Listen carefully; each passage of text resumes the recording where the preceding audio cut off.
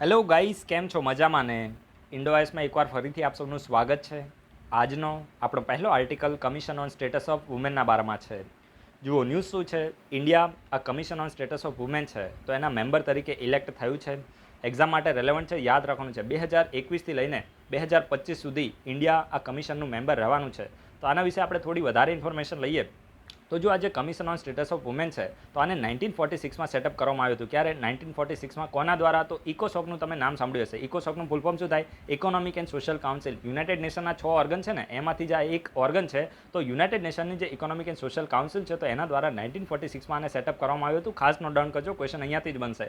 આનું મેઇનલી કાર્ય શું છે? તો કાર્ય તો બહુ જ સિમ્પલ છે કે સમગ્ર વૈશ્વિક લેવલે જે મહિલાઓના અધિકાર છે તો એને પ્રમોટ કરવાનું કાર્ય કરે છે. એના સિવાય જે જેન્ડર ઇક્વાલિટી છે તો એને પ્રમોટ કરવાનું કાર્ય છે. અને જે વૈશ્વિક લેવલે મહિલાઓની જે રિયલ સિચ્યુએશન છે, જે પરિસ્થિતિ છે તો એને હાઇલાઇટ કરવાનું જે કાર્ય છે તો એ આ commission on status of women છે તો એના દ્વારા કરવામાં આવે છે. એના સિવાય જે વુમેન એમ્પાવરમેન્ટ કરવાનું કાર્ય એટલે કે મહિલાઓને સશક્ત કરવાનું કાર્ય તો આ પણ આ પ્રકારના એફર્ટ્સ છે તો આ commission on status of women છે તો એના દ્વારા લગાવવામાં આવે છે. આની અંદર ટોટલ કેટલા મેમ્બર કન્ટ્રીઝ છે? તો 45 આના મેમ્બર બની શકે છે. તો મેક્સિમમ સંખ્યા તમારે યાદ રાખવાનું છે કે કેટલી કન્ટ્રીઝ આની મેમ્બર બની શકે છે. તો 45 મેમ્બરની આની સંખ્યા છે અને ઇન્ડિયા અત્યારે આના મેમ્બર તરીકે ઇલેક્ટ થયું છે. તો આ બેઝિક ઇન્ફોર્મેશન તમારે યાદ રાખવાની છે. તો અત્યારે મેં તમને આના વિશે ડિટેલમાં ઇન્ફોર્મેશન આપી. જે લોકોએ અહીંયા નોટ ડાઉન ઇંગ્લિશમાં કરવું હોય તમે ઇંગ્લિશમાં પણ કરી શકો છો. ઠીક છે. હવે જો અત્યારે આ જેન્ડર અત્યારે ન્યૂઝમાં છે ને, જેન્ડર ઇક્વાલિટી ને વુમેન આ બધું, તો હું આની સાથે લિંક કરીને તમને સારા એવા 2-3 ક્વેશ્ચન પૂછી લઉં. ડિટેલમાં તમારે આન્સર ના અપાય તો જસ્ટ એટલું તમે લખી દેજો કે આ જે ઇન્ડેક્સ છે તો એને આના દ્વારા રિલીઝ કરવામાં આવે છે, એક્ઝામ માટે રેલેવન્ટ છે. તો સૌથી પહેલાં તમારી માટે ક્વેશ્ચન છે કે ગ્લોબલ જેન્ડર ગેપ ઇન્ડેક્સ 2020 તો આ કોના દ્વારા રિલીઝ કરવામાં આવે છે? આના વિશેની આન્સર આપજો. યુપીએસસી માટે ખૂબ જ ઇમ્પોર્ટન્ટ છે. ગ્લોબલ જેન્ડર ગેપ ઇન્ડેક્સ 2020 કોના દ્વારા રિલીઝ કરવામાં આવે છે? આ તમારે કહેવાનું છે ને. ઇન્ડિયાનો રેન્ક કયો એ પણ તમે કહી દેશો તો વધારે સારું લાગશે. અને ડાયમેન્શન લખવા હોય તો એ પણ તમે લખી શકો છો. બીજો તમારી માટે ક્વેશ્ચન છે gender inequality index. Gender inequality index તો આ કોના દ્વારા રિલીઝ કરવામાં આવે છે? આ તમારે લખવાનું છે. ડિટેલમાં ઇન્ફોર્મેશન આની નહીં આપો તો ચાલશે, કારણ કે એક્ઝામ માટે આ રેલેવન્ટ નથી. ઇન્ફોર્મેશન રેલેવન્ટ નથી. કોના દ્વારા રિલીઝ કરવામાં છે? યુપીએસસી માટે ઇમ્પોર્ટન્ટ છે, યાદ રાખજો. એટલે તમે આના વિશે ઇન્ફોર્મેશન આપજો. પછી નેક્સ્ટ તમારી માટે ક્વેશ્ચન છે gender parity index. Gender parity index આ કોના દ્વારા રિલીઝ કરવામાં આવે છે? આ 3 ક્વેશ્ચન તમારી માટે છે, ખૂબ જ ઇમ્પોર્ટન્ટ છે. ડિટેલમાં આન્સર ના આપે તો જસ્ટ ઓર્ગેનાઇઝેશન લખી દેજો, કારણ કે યુપીએસસી માટે ઓર્ગેનાઇઝેશન ઇમ્પોર્ટન્ટ છે અને જીપીએસસી માટે રેન્ક ઇમ્પોર્ટન્ટ છે. ઠીક છે. હવે જે લોકોના એફર્ટથી આપણી ચેનલ ચાલે છે એ ફ્યુચર આઈએસ, આઈપીએસ, ડીસી અને ડીવાયએસપીના આપણે નામ છે તો એને રેકગ્નાઇઝ કરી દઈએ. તો સૌથી પહેલાં ઉર્વી જાડેજાએ આન્સર આપ્યો હતો. પછી સુનિલ કુમાર છે, રુચિન પટેલ છે, પ્રિયા મદાકે છે, આશા ઝીદિયા છે, પછી સુકૃતિ રાઠવા છે, તાસ્કેરા બાદી છે, અનિત પરમાર છે, રીધમ પટેલ છે, પૂજા વાલા, હિરલ વી છે, ભૂમિ ડગારા, માનસી વ્યાસ, અંકિત પરમાર છે, કીર્તિ જાદવ છે, પછી ઉર્વિશ ભુવા છે, ભાતી વર્ષા છે, સક્સેસફુલ પર્સન માનસી આચાર્ય, હિન્દુ નેશનાલિસ્ટ શાંતિ ઓદેદરા, નિસક રાવલિયા, ફૂઝી શેખ, અલ્લુ બૈલાક અને મોનિલ પટેલ. તો આ બધા આપણા રિસ્પેક્ટેડ મેમ્બર આન્સર આપી રહ્યા છે. હું બીજા લોકોને પણ મોટિવેટ કરીશ કે તમે લોકો પણ આન્સર આપો. વિડીયો ગમે તો એટલીસ્ટ લાઇક કરો, ના ગમે તો ડિસલાઇક કરો, પરંતુ કંઈક તો કરો. અને વિડીયોના ડિસ્ક્રિપ્શન બોક્સમાં આપણું જે ઇન્સ્ટાગ્રામ અકાઉન્ટ છે, ટ્વિટર અકાઉન્ટ છે, ફેસબુક પેજ છે, ટેલિગ્રામ ચેનલ છે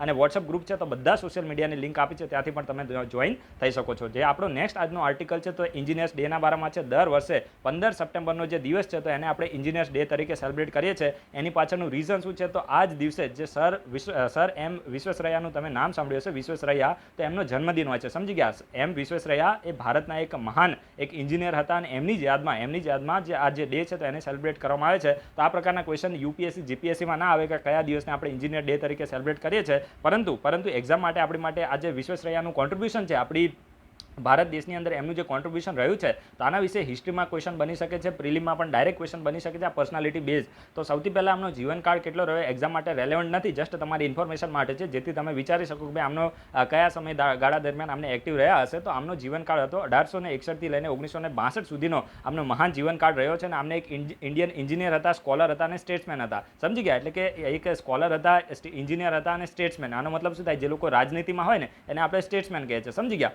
હવે જો આમને ખાસ કરીને એક તમે કૃષ્ણ રાજસાગર ડેમનું નામ તમે સાંભળ્યું હશે, અગેન એન્ડ અગેન ન્યૂઝમાં પણ રહેતું હોય છે. તો આ કૃષ્ણ રાજસાગર ડેમ, હવે આ ડેમ કયા સ્ટેટમાં છે? તો કર્ણાટકમાં છે. નોટ ડાઉન કરજો. કૃષ્ણ રાજસાગર ડેમ છે તો આ કયા સ્ટેટમાં છે? તો આ જે ડેમ છે તો કર્ણાટકા સ્ટેટમાં છે. કઈ રિવર ઉપર છે? તો કાવેરી રિવર ઉપર આ કૃષ્ણ રાજસાગર ડેમ છે તો આ બાંધવામાં આવ્યો છે. તમને ખબર પડી ગઈ. હવે આ જે કૃષ્ણ રાજસાગર ડેમ છે ને તો આ ડેમના કન્સ્ટ્રક્શન માટેની જે મેઇન ડિઝાઇન છે, આની પાછળના જે ચીફ એન્જિનિયર છે તો આ કોણ હતા? તો વિશ્વેશ્વરૈયા હતા. યાદ રાખજો, જે સર એમ વિશ્વેશ્વરૈયા છે તો એમને આ જે ક્રિષ્ના રાજસાગર ડેમ છે તો આના ચીફ ડિઝાઇનર હતા. તો આ તમને ખબર પડી કે ચીફ એન્જિનિયર આપણે એમને કહી શકીએ. અને જે હૈદરાબાદ સિટી છે, હૈદરાબાદ સિટી, તો એને ફ્લડના પ્રોટેક્શન માટેની જે સિસ્ટમ છે તો એના માટેના ચીફ ડિઝાઇનર પણ કોણ હતા? તો આ જે વિશ્વેશ્વરૈયા છે તો એમને ચીફ ડિઝાઇનર હતા. શાની માટેના? તો હૈદરાબાદ સિટીની જે ફ્લડ પ્રોટેક્શન સિસ્ટમ છે તો એના માટે ચીફ ડિઝાઇનર કોણ હતા? તો વિશ્વેશ્વરૈયા હતા. અને આમને 1912થી લઈને 1918 સુધી મૈસૂર છે તો એના દીવાન તરીકે પણ પોતાની સેવા આપી છે. તો આ પણ તમારે યાદ રાખવું છે. આ પ્રકારના સ્ટેટમેન્ટ ડાયરેક્ટ ફોર્મ થઈ શકે છે.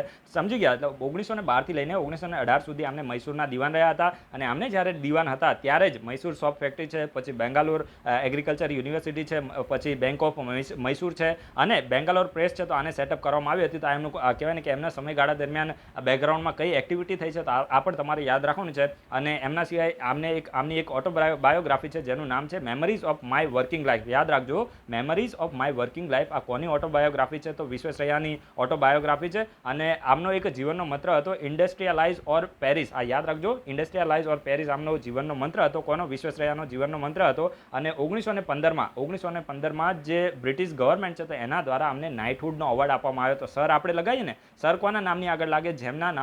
જેમને નાઇટહુડનો એવોર્ડ મળ્યો હોય તે બધાના નામની આગળ આપણે શું લગાવીએ છીએ? સર લગાવીએ છીએ. અને આમને 1955માં 1955માં આમને ભારત રત્ન એવોર્ડ પણ મળ્યો હતો. 1955માં આમને ભારત રત્ન એવોર્ડ મળ્યો હતો. અને આમને ભારતના એક એમિનન્ટ એન્જિનિયર એટલે કે જાનામાના પ્રખ્યાત આમને એન્જિનિયર કહેવાય કે માનવામાં આવે છે. અને એમની જ યાદમાં ભારત દેશની અંદર દર વર્ષે 15 સપ્ટેમ્બરનો જે દિવસ છે તેને આપણે એન્જિનિયર્સ ડે તરીકે સેલિબ્રેટ કરીએ છીએ. સમજી ગયા? તો અત્યારે ક્રિષ્ના રાજસાગર ડેમ ન્યૂઝમાં હતી તો એના વિશે પણ થોડી ઇન્ફોર્મેશન આપી દો. આમ તો મેં તમને પહેલાં પણ કીધું કે જે કર્ણાટકા સ્ટેટ છે તો એની અંદર જે કાવેરી રિવર છે તો એના ઉપર આને સેટઅપ કરવામાં આવ્યો છે. ક્યારે? 1932માં આ જે ડેમ છે તો એને બિલ્ડ કરવામાં આવ્યો છે. અને dam is name after the then ruler of the Mysore kingdom. સમજી ગયા? જે મૈસૂર જે કિંગડમ હતું તો એના રૂલર એટલે કે એના જે શાસક હતા કૃષ્ણ રાજા વોડેયાર 4. તો આમના નામ ઉપર જ આ જે ડેમ છે તો એનું નામ રાખવામાં આવ્યું છે. અને ખાસ કરીને આ જે ડેમ છે તો આ મૈસૂર સિટી છે અને જે હોલ બેંગ્લોર છે તો એના માટે મેઇન સોર્સ ઓફ વોટર છે. અને એના સિવાય જે તમિલનાડુ છે તો એમાં પણ આ જે ડેમમાંથી જે વોટર રિલીઝ થાય છે તો ઘણા બધા જે એરિયા છે તો એમાં તમિલનાડુમાં વોટર પૂરું પાડે છે. તો મોટી મોટી વાતો થઈ. જસ્ટ એટલું યાદ રાખજો કે કર્ણાટકામાં આ કૃષ્ણ રાજસાગર ડેમ આવે છે. આના જે ચીફ ડિઝાઇનર અથવા તો જે ચીફ એન્જિનિયર કોણ હતા? તો વિશ્વેશ્વરૈયા હતા. અને આ જે કાવેરી રિવર છે તો એના ઉપર આ જે ડેમ છે તો એને કન્સ્ટ્રક્ટ કરવામાં આવ્યું છે. હવે આ ડેમને બધું ન્યૂઝમાં છે તો આની સાથે સારા એવા ક્વેશ્ચન લિંક થાય છે. હું તમને ક્વેશ્ચન પૂછું છું કારણ કે 2019માં એ ડેમ હંમેશા ન્યૂઝમાં પણ રહી હતી. તો ઇડુકી ડેમ કયા રિવર ઉપર છે અને કયા સ્ટેટમાં છે? કઈ રિવર અને કયા સ્ટેટમાં છે?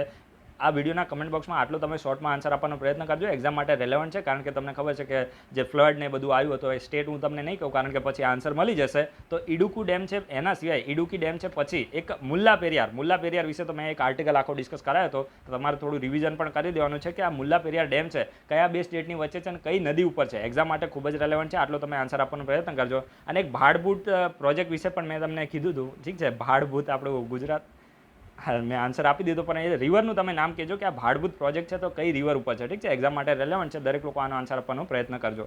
એના પછી જે નેક્સ્ટ આર્ટિકલ છે તો તે મેકદાતુ ડિસ્પ્યુટના બારામાં છે. આ એક્ઝામ માટે રેલેવન્ટ છે કારણ કે યુપીએસસીમાં અહીંયાથી ક્વેશ્ચન બની શકે છે. તો આ મેકદાતુ છે ને એક રિઝર્વાયર માટેનો પ્રોજેક્ટ છે. કર્ણાટકાનો પ્રોજેક્ટ છે. 2017માં કર્ણાટકા સ્ટેટે આને અપ્રુવલ આપ્યું હતું અને લગભગ 9,000 કરોડ રૂપિયા જેટલું અલોકેટ કરવામાં આવ્યું હતું. પરંતુ આ જે મેકદાતુ પ્રોજેક્ટ છે તો એને સેન્ટ્રલ ગવર્મેન્ટનું હજુ પણ અપ્રુવલ મળ્યું નથી. અને હવે કર્ણાટકા સ્ટેટ સેન્ટ્રલ ગવર્મેન્ટ ઉપર થોડું પ્રેશર કરવા માંગે છે કે ભાઈ તમે આની માટે અપ્રુવલ આપો. જો ઇનિશિયલી છે ને 2017માં જે કર્ણાટકાની જે એસેમ્બલી છે તો એને આ પ્રોજેક્ટને અપ્રૂવ કર્યો અને 9,000 રૂપિયા અલોકેટ પણ કરી દીધા. પછી શું થયું કે જે કર્ણાટકા છે તો એને મિનિસ્ટ્રી ઓફ વોટર રિસોર્સિસ જેને અત્યારે આપણે જલશક્તિ કહીએ છીએ તો એના દ્વારા અપ્રુવલ આપી દેવામાં આવ્યું કે ભાઈ તમે છે ને આ ડેમને બનાવી શકો છો. પરંતુ જે જલશક્તિ મિનિસ્ટ્રીએ અપ્રુવલ આપ્યું પરંતુ જે યુનિયન એન્વાયરમેન્ટ મિનિસ્ટ્રી છે તો એના દ્વારા હજુ પણ અપ્રુવલ આપવામાં આવ્યું નથી. અને એટલા જ માટે જે કર્ણાટકા સ્ટેટ છે તો હવે સેન્ટ્રલ ગવર્મેન્ટ ઉપર કહેવાય ને કે પ્રેશર ક્રિએટ કરવા માંગે છે કે તમે અપ્રુવલ આપો. પરંતુ આ જ્યારે બેકગ્રાઉન્ડમાં આ બધી વાતો ચાલે છે ત્યારે પિક્ચરમાં કોણ આવે છે? પિક્ચરમાં ધૂમની એન્ટ્રી કરે છે કોણ? તો તમિલનાડુ એન્ટ્રી કરે છે કે ભાઈ હવે તમે ઉભા રહો. આ બધું જે પ્રોજેક્ટ છે તો અમે આનો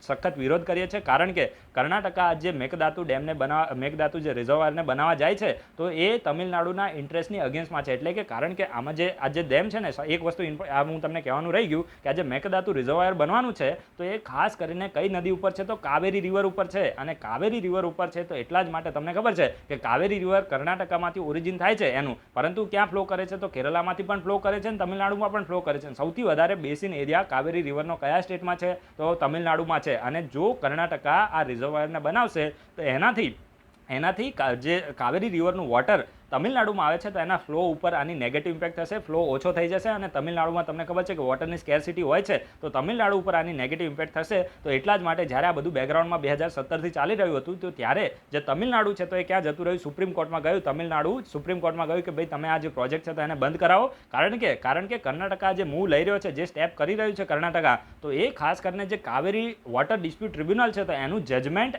એના સિવાય સુપ્રીમ કોર્ટના જે ટાઈમ ટુ ટાઈમ જે જજમેન્ટ આવ્યા છે તો એની અગેન્સ્ટમાં છે ને એટલા જ માટે જે તમિલનાડુ છે તો એ સુપ્રીમ કોર્ટમાં ગયું છે. સમજી ગયા? તો આ ડિસ્પ્યુટ મેં તમને કહી દીધું કે ભાઈ આમાં મેઇનલી પ્રોબ્લેમ કોને જોવા મળે છે, તો તમિલનાડુ અને જે કર્ણાટકા છે તો એની વચ્ચેના ડિસ્પ્યુટ છે. તો અહીંયાથી હવે કોઈ પણ ક્વેશ્ચન આવશે તો તમે એને આસાનીથી ટેકલ કરી શકશો. તો અત્યારે મેં તમને જે મોટી બધી વાર્તાઓ કીધી ને, વાર્તા ઇન ધ સેન્સ કે હું જસ્ટ તમને એમ જ કહું છું, પણ એક્ઝામ માટે જે ઇન્ફોર્મેશન મેં તમને આપી એ બધું જ અહીંયા લખ્યું છે. જે લોકો આને રીડ કરવા માંગતા હોય તે કરી શકે છે. જો આમાં શું થાય કે હું ડાયરેક્ટ કેમેરા એક્સપ્લેન કરું તો મને વધારે મજા આવે છે, કારણ કે જ્યારે આપણે જોઈને બોલવાનું હોય ને તો એમાં શું થાય કે અંદર કંઈક લખ્યું હોય ને એમાં આપણો એક ફ્લો ના આવે. સમજી ગયા? તો એ અત્યારે એટલા માટે મેં ડાયરેક્ટ તમને સમજાવી દીધું છે. જે પણ મેં અત્યારે કીધું એ બધું અહીંયા લખેલું છે, તમે નોટ ડાઉન કરી શકો છો. હવે હું તમને થોડી કાવેરી રિવર માટે ઇન્ફોર્મેશન આપી દઉં, એક્ઝામ માટે રેલેવન્ટ છે. તો કાવેરી રિવરની જિયોગ્રાફી વિશે તમે આમ તો એનસીઆરટીમાં દરેક લોકોએ વાંચ્યું જ હશે, પણ તેમ છતાં અત્યારે ન્યૂઝમાં આવી છે તો આપણે ડિસ્કસ કરી લઈએ. તો સૌથી પહેલાં તમારે યાદ રાખો ક્યાંથી રાઇઝ કરે છે, તો વેસ્ટર્ન ઘાટમાં જે બ્રહ્મગીરી હિલ છે તો એમાં કર્ણાટકા સ્ટેટમાં સાઉથ વેસ્ટર્ન કર્ણાટકા સ્ટેટ છે તો ત્યાંથી રાઇઝ કરે છે. સમજી ગયા? ક્યાંથી રાઇઝ કરે છે, તો કર્ણાટકા સ્ટેટ છે, સાઉથ વેસ્ટર્ન કર્ણાટકા,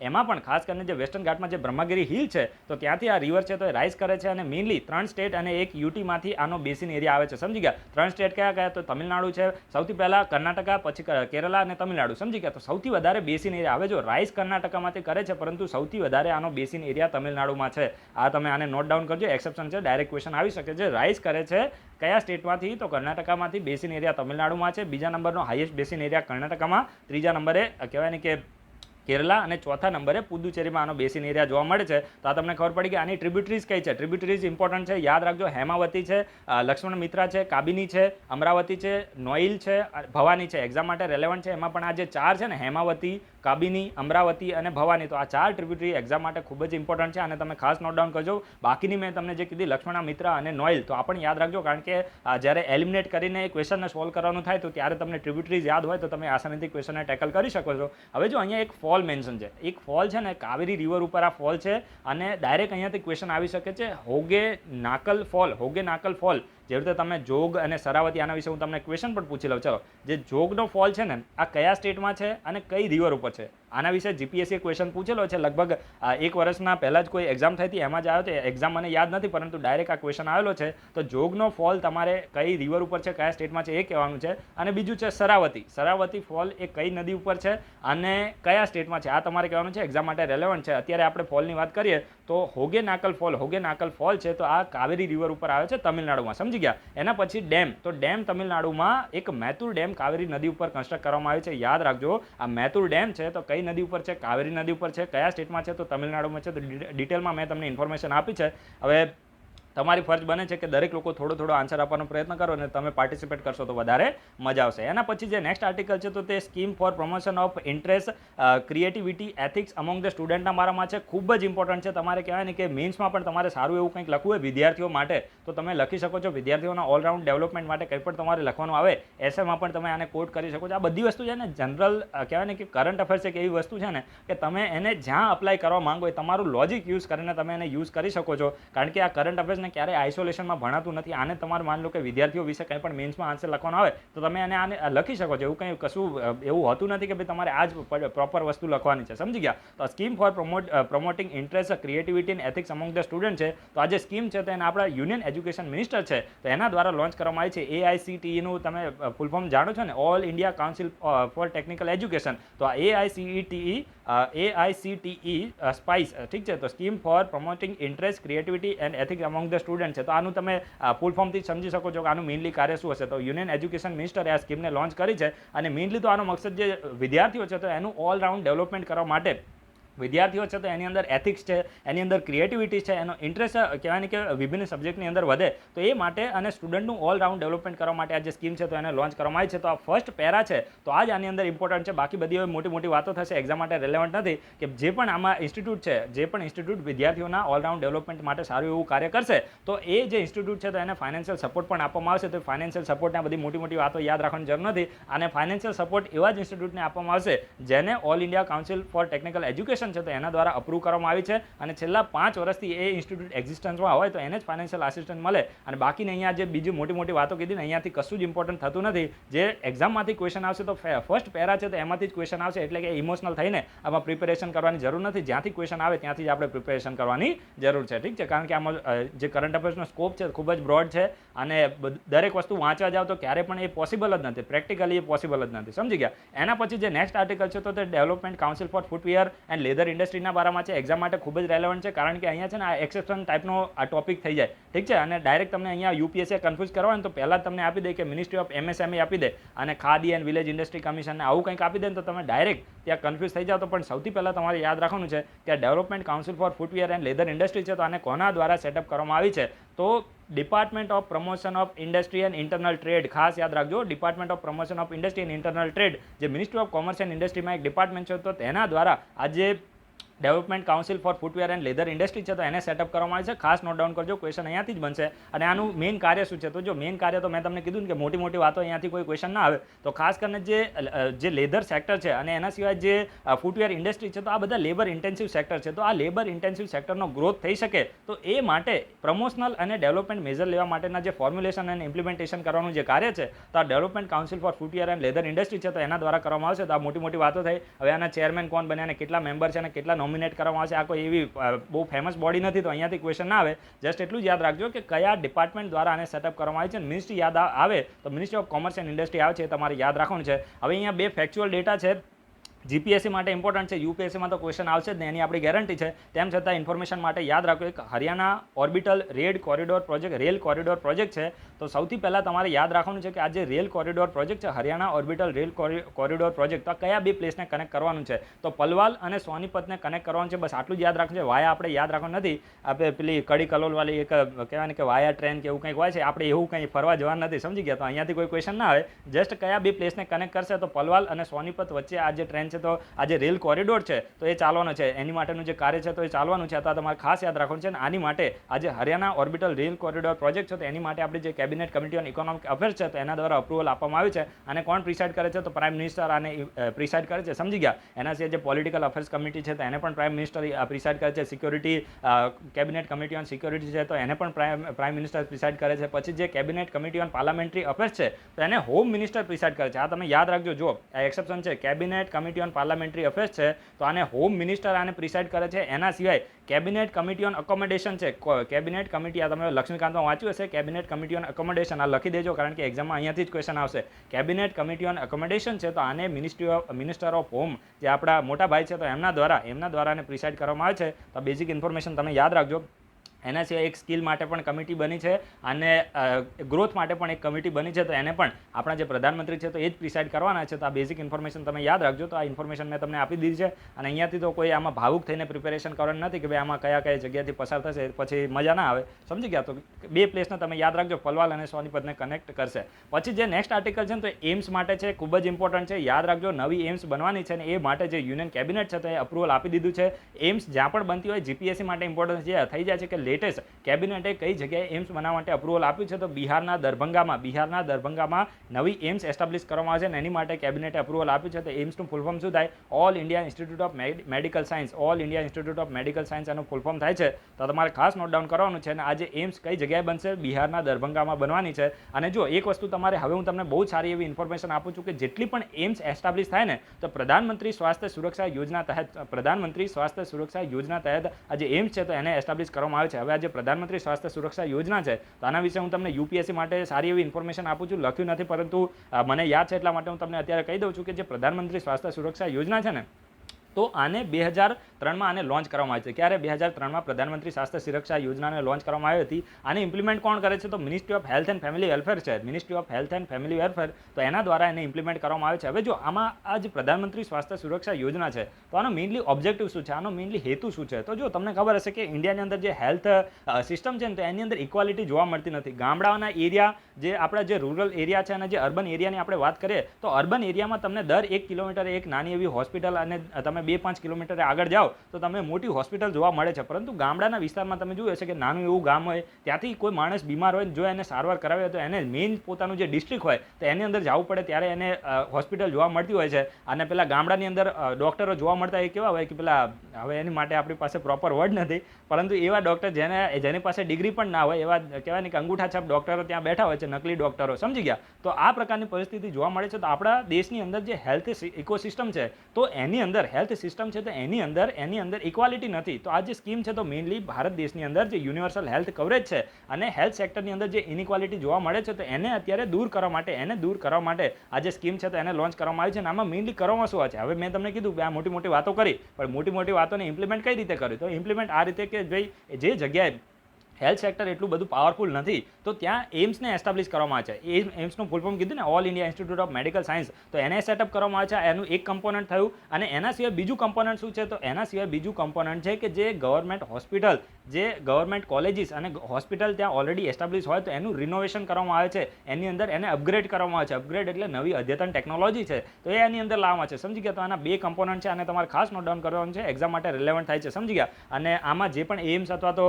એમ્સને એસ્ટાબ્લિશ કરવામાં આવે અને જે અપગ્રેડેશનનું કાર્ય થાય, તો એની માટેનો જે ખર્ચો છે, તો સેન્ટ્રલ ગવર્મેન્ટ અને સ્ટેટ ગવર્મેન્ટ બંને દ્વારા ભોગવવામાં આવે છે. તો આ પણ તમે યાદ રાખજો. અહીંયા મેં લખ્યું નથી, પરંતુ મેં તમને ગુજરાતીમાં દરેક સ્ટેટમેન્ટ સારા એવા અને એક્ઝામ માટે રેલેવન્ટ પોઈન્ટ કહી દીધા છે, તો તમે એને નોટ ડાઉન કરી શકો છો. તો આજે આપણે બધા આર્ટિકલ ડિસ્કસ કરી દીધા છે. વિડીયો ગમે તો લાઈક જરૂર કરજો, ના ગમે તો ડિસલાઈક કરજો. અને વિડીયોના ડિસ્ક્રિપ્શન બોક્સમાં Telegram channel, Twitter account, Instagram account, Facebook page અને વોટ્સએપ ગ્રુપની લિંક આપી છે, ત્યાંથી તમે ઇન્ડોય સાથે જોઈન થઈ શકો છો. So guys, thanks for watching. તમારા બધાનો દિવસ શુભ જાય.